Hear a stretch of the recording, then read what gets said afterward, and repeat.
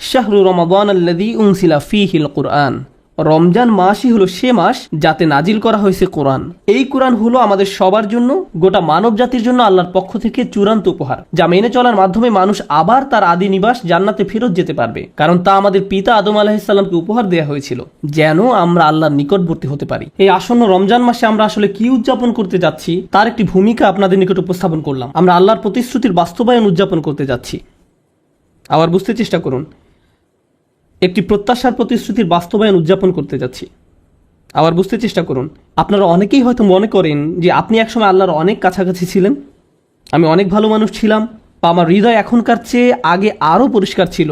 কোনো কারণে হয়তো আপনি সেই পথ হারিয়ে ফেলেছেন, আরও অনেক দূরে চলে গিয়েছেন। এখন আপনার মনে হচ্ছে যে আপনি আল্লাহর কাছ থেকে এতই দূরে চলে গিয়েছেন যে আপনার আর কোনো আশা নেই। শয়তানের ধোঁকায় পড়ে আপনি একদম হারিয়ে গেছেন, একদম হারিয়ে গেছেন। আর আমি আপনাকে এটা বলতে পারি, আপনি বা আমি আল্লাহর কাছ থেকে নিজেদের যতই দূরে মনে করি না কেন, আল্লাহ প্রথম যেই মানুষটিকে জান্নাত থেকে দুনিয়ায় পাঠিয়ে দিলেন, সেই দূরত্বের সাথে আমাদের এই দূরত্বের কোনোই তুলনা চলে না। সেটা খুবই বড় ডিমোশন ছিল। এমন একজন যিনি আল্লাহর এত নিকটে ছিলেন যে আল্লাহ সরাসরি তাঁর সাথে কথা বলতেন। তারপর আল্লাহ তাকে বললেন, তোমার সাথে আর সরাসরি কথা বলবো না, এখন থেকে তোমার সাথে ওহী পাঠানোর মাধ্যমে কথা বলবো। এত বড় ডিমোশন সত্ত্বেও তার আশা ছিল যে আল্লাহর পাঠানো ওহীর মাধ্যমে আমি আবার আল্লাহর কাছাকাছি যেতে পারবো। কোরআন আপনাকে জাহান্নামে পাঠাতে আসেনি। কোরআন তো বলছে না যে আপনার কোনো আশা নেই। কোরআন আল্লাহর প্রতিজ্ঞা যে আমরা যতই ভুল করি বা আল্লাহর কাছ থেকে দূরে চলে যাই না কেন, আমরা আমাদের আদি পিতা আদম আলাইহিস সালামের মতো হব এবং তওবা করে ফিরে আসব। আমরা আমাদের আদি পিতা আদম আলাইহিস সালামের মতো হব, আমরা কখনোই ইবলিসের মতো হব না। ইবলিস আর আরবিতে আবলাসা ক্রিয়ার একটা অর্থ হলো আশা ছেড়ে দেয়া। আমরা নিজেদের মাঝে আশা ধরে রাখব, আমরা নিরাশ হব না। আর যখন আপনি নিজেকে বলতে থাকেন যে আপনার জীবনের কোনো অর্থ নেই, আপনি খারাপ মানুষ, আমার কী বা আর করার আছে, আপনি যখন এমনটা বলা শুরু করেন, তখন আপনি আসলে ইবলিসের সুন্নত বা পথ অনুসরণ করেন। সে নিজেকে শয়তান হিসেবেই মেনে নিয়েছে, কিন্তু মানুষদের সুযোগ দেয়া হয়েছে। আমরা ভুল করবই। কুল্লু বানি আদম খাত্তাউন, আদম সন্তানরা প্রতিনিয়ত ভুল করে। খাত্তাউন শব্দটি খতিউন থেকে আসলে আলাদা। রাসূল সাল্লাল্লাহু আলাইহি ওয়াসাল্লাম বলছেন যে আমরা ভুল করতে থাকবো, কেবল একবার না, ভুল করাতে যেন আমরা আসক্ত। খাত্তাউন শব্দটি খতিউন থেকে আসলে আলাদা। আর তারপরও ভুল করতে থাকা মানুষগুলোর মধ্যে তারাই উত্তম যারা আল্লাহর কাছে বারবার ফিরে আসতে থাকে। এই মাসে আমরা আল্লাহর নিকট প্রত্যাবর্তন করার সুযোগ উদযাপন করব, কারণ এই মাসে আল্লাহ তার দড়ি দুনিয়াতে ফেলেছিলেন, কোরআন নাজিল করেছিলেন, যা সব সময় আমাদেরকে তার সাথে সম্পর্ক যুক্ত রাখে। যখন আপনি কাউকে খুব মিস করেন, আপনি তাকে কল দিতে চান, তার কণ্ঠ শুনতে চান। মৃত কাউকে আপনি যখন মিস করেন, তখন হয়তো তার কোনো ভিডিও ছেড়ে দেন, হয়তো আপনার মারা যাওয়া বাচ্চার হাসি দেখার বা আপনার বাবা মায়ের কথোপকথনের কোনো ভিডিও দেখেন। মানুষের যখন প্রিয় কারো স্মৃতি মনে পড়ে, সে তার সাথে কথা বলার জন্য উদ্গ্রীব হয়ে পড়ে। আল্লাহর কাছ থেকে আমরা যদি দূরে চলে যাই, তখনই আমাদের তার সাথে কথা বলা আরও বেশি প্রয়োজন। আমরা তার কথা শুনতে চাই, আর সেটি হলো আল্লাহ আমাদের দিয়েছেন। এই রমজান মাস জীবনের এক মহা সুযোগ। এই মাসটি এতই সুন্দর যে যেই ইবলিসের কারণে আদম আলাইহিস সালাম ভুল করেছিলেন, এই মাসে আল্লাহ তাকেও শিকল দিয়ে আটকে রাখেন, শয়তানকে সরিয়ে রাখেন, যেন আমরা বিভ্রান্ত না হই। এখন আল্লাহর কালাম এবং আমাদের মাঝে আর কোনো বাধা নেই। ফলে আমরা সহজেই কোরআনের সাথে যুক্ত হতে পারবো। সুবহানাল্লাহ। আজকের খুতবার শেষে এসে আমি এই মাসের অন্যতম একটা শ্রেষ্ঠ উপহার নিয়ে কথা বলতে চাই। রমজানের আয়াতের অনেকগুলো উপহারের কথা উল্লেখ করা হয়েছে, আমি শুধু একটি উপহার নিয়ে কথা বলতে চাই। আশা করি আপনি এই সুযোগ পরিপূর্ণভাবে কাজে লাগাতে পারবো। আল্লাহ আযজা ওয়া জাল্লা বলেন, ও ইযা সাআলাকা ইবাদি আন্নী ফাইন্নী করিব। আমার বান্দারা যখন আপনার কাছে আমার সম্পর্কে জিজ্ঞেস করে, বস্তুত আমি রয়েছি তাদের নিকটেই। আল্লাহ এখানে বলেননি যদি আমার বান্দারা জিজ্ঞেস করে, তিনি বলছেন যখন আমার বান্দারা জিজ্ঞেস করে, কারণ তিনি আশা করেন যে এটা অবশ্যই ঘটবে।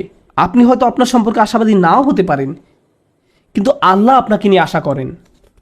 তিনি রাসূল সাল্লাল্লাহু আলাইহি সাল্লামকে বলেন, যখন তারা আপনাকে আমার সম্পর্কে জিজ্ঞেস করে, সাধারণভাবে আয়াতটি তো এমন হওয়ার কথা ছিল যে যখন তারা আপনাকে আমার সম্পর্কে জিজ্ঞেস করে, আপনি তাদেরকে বলে দিন আমি নিকটে।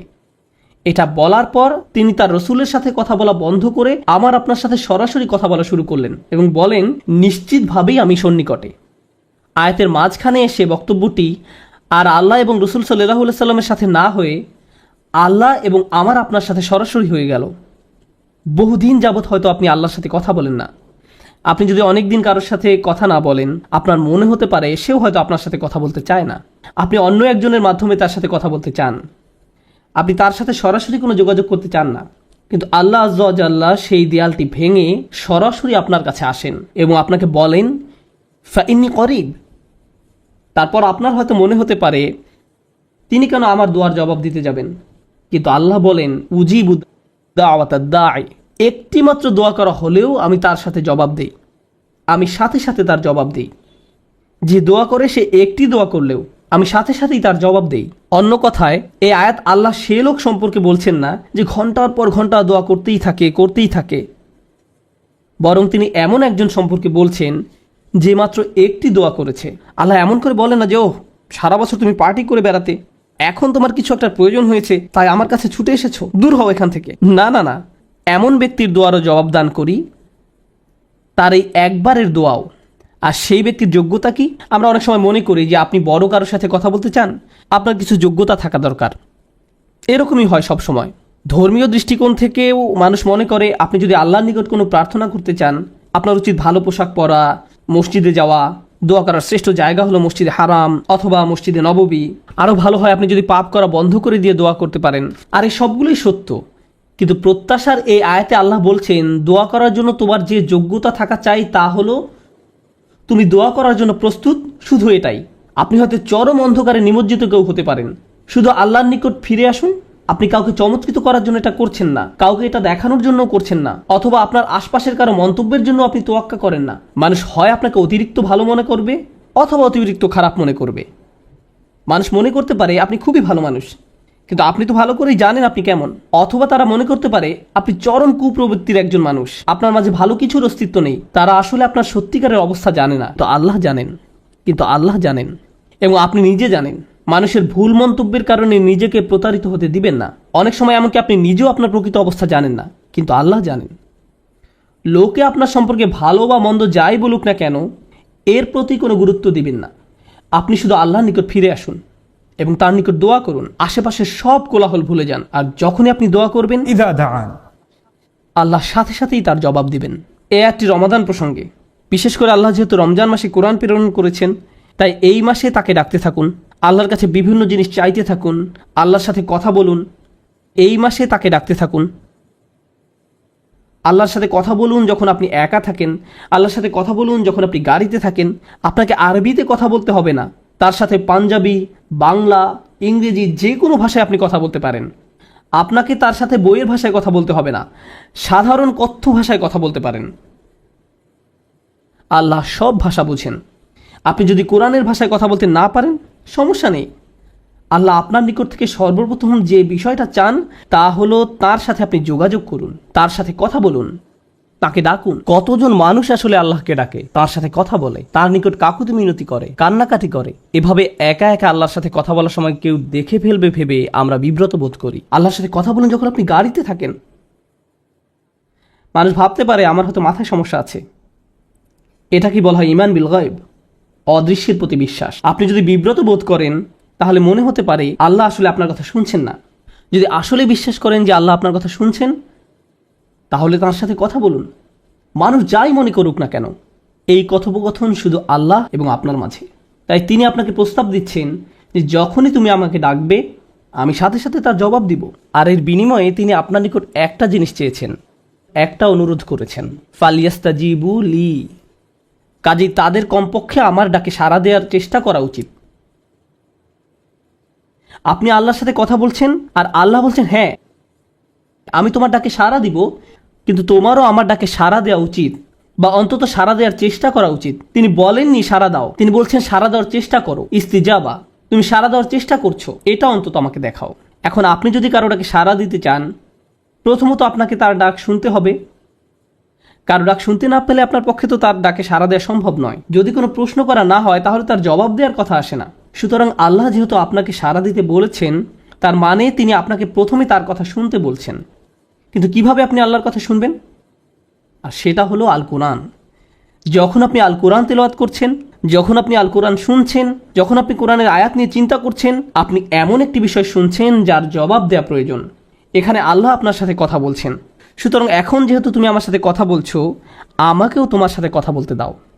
তুমি চাও যে আমি তোমার ডাকে সাড়া দিই, তাহলে তোমারও উচিত আমার ডাকে সাড়া দেয়া। এই আলোচনা থেকে আমরা বুঝতে পারি কোরআন আসলে মূলত একজন প্রভু আর তার দাসদের মাঝে কথোপকথন। দোয়া হলো যখন আমরা আল্লাহর সাথে কথা বলি, আর কোরআন হলো যখন আল্লাহ আমাদের সাথে কথা বলেন। বিষয়টা খুবই চমৎকার। এভাবে একটি কথোপকথনের পূর্ণতা আসে। এক পক্ষ থেকে হলে তো হবে না, উভয় পক্ষ থেকে হতে হবে। আমাদেরকে আল্লাহর কথা শুনতে হবে, তাহলে আল্লাহ আমাদের ডাকে সাড়া দিবেন। ওয়ালিউমিনু বি, নিঃসংশয় বিশ্বাস করতে হবে। লাআল্লাহুম ইয়ারশুদুন। এখন আমরা আমাদের জীবনে ঠিক করার এক অত্যাবশ্যক উপাদান সম্পর্কে শিখছি। কিভাবে আমি আমার জীবন ঠিক করব? আপনি কিভাবে আপনার জীবন ঠিক করবেন? উত্তর হলো আল্লাহর সাথে সত্যিকার অর্থে কথোপকথনে মিলিত হওয়ার মাধ্যমে। আমি তার সাথে কথা বলবো, তিনিও আমার সাথে কথা বলবেন। আমি তার সাথে কথা বলবো আমার দোয়ার মাধ্যমে, আমার অনুরোধের মাধ্যমে, আমার মিনতির মাধ্যমে। আমি তার সাথে কথা বলবো আমার দোয়ার মাধ্যমে, তার নিকট আমার অপরাধগুলো স্বীকার করার মাধ্যমে, আমার দুর্বলতার স্বীকার করার মাধ্যমে, সামনে কিভাবে আমি আরো ভালো করব তা উল্লেখ করার মাধ্যমে। আমি আশাবাদী যে যখন আমি তার সাথে সাক্ষাৎ লাভ করব, এবং আমি আরো আশাবাদী যে তিনি আমার পাপগুলো ক্ষমা করে দিবেন। এর সবগুলোই তার সাথে আমার আলাপ। আর যখন তিনি আমার সাথে কথা বলেন, প্রসঙ্গত তিনি শুধু আপনাকে উপদেশ দান করেন না, তিনি আপনাকে আশাও দেখান।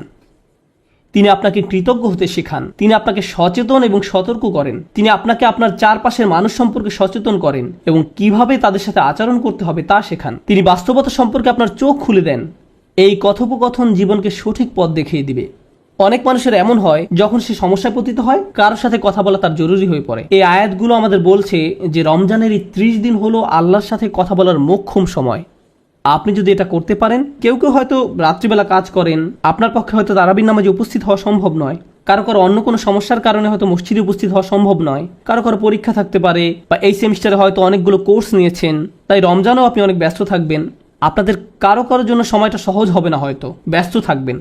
আপনাদের মধ্যে যারা ইবাদতে অতিরিক্ত সময় ব্যয় করতে পারবেন, সেটা তাদের জন্য উত্তম। আর যারা পারবেন না, তারা আল্লাহর সাথে এই কথোপকথনের ধারণাটি উপলব্ধি করুন। রমজান শুধুমাত্র উপোস থাকা নয়, বরং আল্লাহর দেখানো পদ্ধতিতে তার সাথে আবার যোগাযোগ করা এবং তার সাথে বন্ধন তৈরি করাও রমজানের উদ্দেশ্য। আল্লাহ আমাদেরকে তাদের অন্তর্ভুক্ত করুন যারা তার সাথে সরাসরি কথা বলে, এবং আল্লাহ সুবহানাহু ওয়া তাআলা তার বইয়ের মাধ্যমে যাদের সাথে কথা বলেন।